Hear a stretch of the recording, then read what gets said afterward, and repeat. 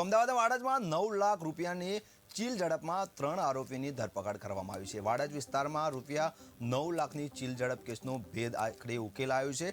Petrol પંપના assistant મેનેજરે લૂંટનું આખું ષડયંત્ર રચ્યું હતું। ચીલ ઝડપના કેસમાં વાડજ પોલીસે ધરપકડ પણ કરી છે।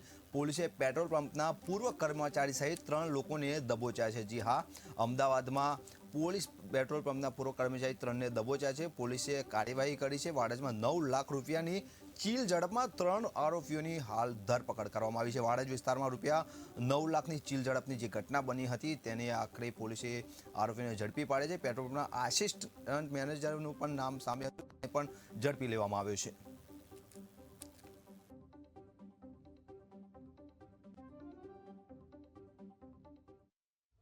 અને એમને જબરદસ્તી ચીલ ઝડપ કરીને જે પૈસાની બેગ હતી એ લઈ લીધી હતી અને ચોરી કરીને નીકળી ગયા હતા। એના અનુસંધાને વાડજ પોલીસ સ્ટેશનમાં કાલે ચીલ ઝડપનો ગુનો નોંધ્યો હતો। જે રકમ ગઈ હતી એ 9 લાખ રૂપિયા હતા બેગમાં અને એના અંતર્ગત ચોરીની અને ચીલ ઝડપની ફરિયાદ આપણે નોંધાઈ હતી। 24 કલાકની અંદર વાડજ પોલીસ સ્ટેશનના પીઆઈ, ડી સ્ટાફ, પીએસઆઈ અને તમામ સ્ટાફે મળીને આ 3 આરોપીને અરેસ્ટ કર્યા છે અને કુલ 8 લાખ અને 65,000ની રિકવરી કરી છે।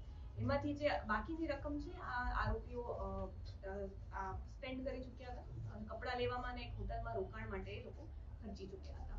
એમાં મુખ્ય 3 આરોપી છે। એમાં એક હેમેન્દ્ર સિંહ સોલંકી છે, જે આસિસ્ટન્ટ મેનેજર હતો એજ પેટ્રોલ પંપમાં, અને એ બાઇક ચાલક જે ફરિયાદી છે એની પાછળ બેઠો હતો। આ પૈસાની થેલી એને પકડી રાખી હતી, તો એનું પણ ઇન્વોલ્વમેન્ટ હતું। અને એના સાથે 2 અગાઉના એમ્પ્લોય જે હાલ રજા પર હતા પેટ્રોલ પંપમાં, એમાં સિદ્ધરાજસિંહ વાઘેલા અને રોહિત યાદવ, એ 2 આરોપી હતા, જે આ ત્રણેયની સંડોવણી હતી